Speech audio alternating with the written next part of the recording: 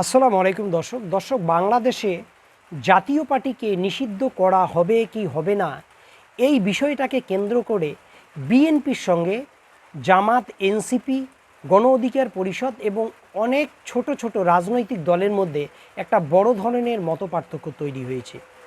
এমনকি আগামী 2026 সালের ফেব্রুয়ারিতে যে নির্বাচনের কথা বলা হচ্ছে, এই নির্বাচনে জামাত সহ এনসিপি, গণ অধিকার পরিষদ এবং আরও ছোট ছোট রাজনৈতিক দলগুলো ওই নির্বাচনে অংশগ্রহণ করবে কি করবে না সেটাও মূলত ঝুলে আছে যে জাপাকে বাংলাদেশে নিষিদ্ধ করা হবে কি হবে না এই বিষয়টার উপর।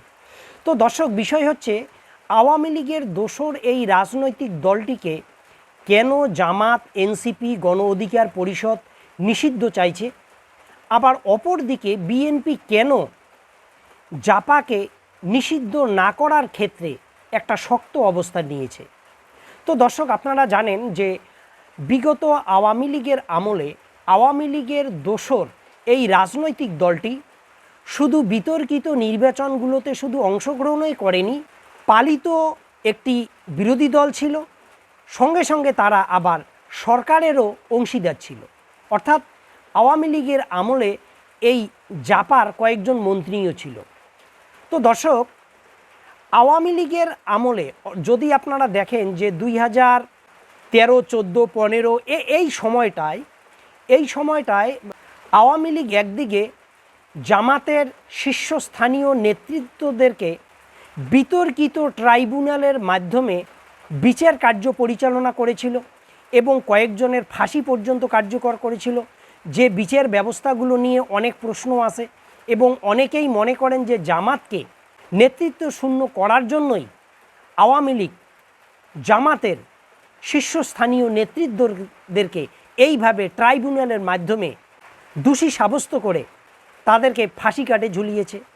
অপরদিকে ঠিক এই সময়টায় বিএনপির প্রথম সারির অনেক নেতৃত্বকে, ইলিয়াস আলী সহ অনেক নেতৃত্বকে খুন এবং গুম করা হয়েছে। আওয়ামী লীগের বন্দিশালায় বিরোধী দলের নেতাকর্মীদেরকে বন্দি করে কি নির্মম নির্যাতন করা হয়েছে এবং অনেক মানুষকে এখনও পর্যন্ত খুঁজে পাওয়া যায়নি যে এই বিএনপির কর্মীদের ভাগ্যে আসলে কি ঘটেছিল। এবং যারা আয়না ঘর থেকে, গুমের ঘর থেকে ভাগ্যক্রমে ফিরে এসছে, তাদের কাছে সেই সকল দিনের নির্যাতনের কথা যদি আপনারা শোনেন বা যে কেউ যদি শোনে, তাহলে সুস্থ মানুষও পাগল হয়ে যাওয়ার উপক্রম হয়ে যায়। এই বিষয়গুলো আপনারা সবাই জানেন। এই ঘটনাগুলো যখন চলছিল তখন আওয়ামী লীগের সঙ্গে সরকারে এই জাতীয় পার্টি ছিল। যখন আওয়ামী লীগের আমলে কোনো রাজনৈতিক দলে নির্বাচনে অংশগ্রহণ করতে চাইছিল না, তখন বিভিন্ন অজুহাত দিয়ে এই জাতীয় পার্টি আওয়ামী লীগের সঙ্গে নির্বাচনে অংশগ্রহণ করেছিল এবং এই নির্বাচনে অংশগ্রহণ করার ফলে আওয়ামী লীগের যে সুবিধাটা হতো সেটা হচ্ছে, আপনারা জানেন আওয়ামী লীগের একটা 14 দলীয় জোট সরকার ছিল। যদিও এটা নামে মাত্র জোট, এখানে এই সবচেয়ে বড় রাজনৈতিক যে দলটি ছিল জোট সঙ্গীদের মধ্যে, সেটা হচ্ছে জাতীয় পার্টি, আর বাকিগুলো ছিল নামমাত্র। ওই মেননের দল, বামপন্থী দলগুলো, তারপরে ওই কি একটা মাইজ ভান্ডারির দল, এগুলো ছিল। মূলত এগুলো নামমাত্র ছিল।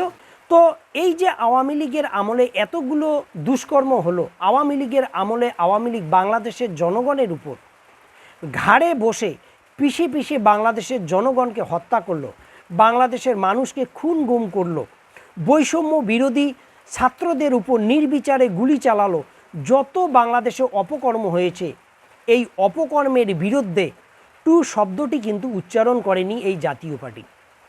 তাহলে এই দিকগুলো যদি আপনারা বিবেচনা করেন, তাহলে জাতীয় পার্টিকে আওয়ামী লীগের দোসর শক্তি হিসেবে এবং সহযোগী সংগঠন হিসেবে নিষিদ্ধ করার পক্ষে কিন্তু যথেষ্ট যুক্তি আছে। আওয়ামী লীগ এই জাতীয় পার্টি তাদের সঙ্গে নির্বাচনে অংশগ্রহণ করত বলেই আওয়ামী লীগ বহির্বিশ্বে ফলাও করে বলতে পারত যে জামাত, বিএনপি এই রাজনৈতিক দলগুলো নির্বাচনে অংশগ্রহণ না করাটা তাদের রাজনৈতিক বিষয়, কিন্তু বাংলাদেশের নির্বাচন অংশগ্রহণমূলক হয়েছে, কারণ এই নির্বাচনগুলোতে জাতীয় পার্টি অংশগ্রহণ করেছে, এই বলে তারা দায় এড়ানোর চেষ্টা করত। তো দর্শক, এই যখন অবস্থা, তখন জামাত এনসিপি গণ অধিকার পরিষদ চাইছে যে আওয়ামী লীগের দোসর এই রাজনৈতিক দলটিকে এই সকল অপকর্মের কারণে নিষিদ্ধ করা হোক। এটার পিছনে এদের আরও কিছু কারণ আছে। সেটা হচ্ছে আগামী ২৬-এর যে নির্বাচন, এই নির্বাচনে এই জামাত, এনসিপি, গণ অধিকার পরিষদ সহ আরও যে ছোট রাজনৈতিক দলগুলো আছে, তারা অংশগ্রহণ করবে কি করবে না, এটা অনেকগুলো বিষয়ের উপর নির্ভর করছে। এর মধ্যে হচ্ছে পিআর পদ্ধতি, এর মধ্যে হচ্ছে এই জাপাকে, জাতীয় পার্টিকে নিষিদ্ধ করা হবে কি হবে না, আগামীতে যে নির্বাচন হবে সেই নির্বাচনের যে পরিবেশ পরিস্থিতি সেটা অনুকূল হবে কি না।